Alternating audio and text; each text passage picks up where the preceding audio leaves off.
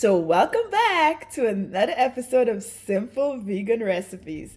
And as I said, I'm continuing the trend of doing smoothie for the summer. And for this recipe, we're going to do a blueberry smoothie.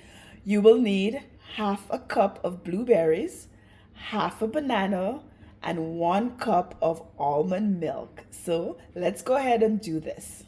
Okay, so for this recipe, you only need three ingredients: blueberries, banana, and the almond milk. So let's go ahead and blend this for less than 30 seconds.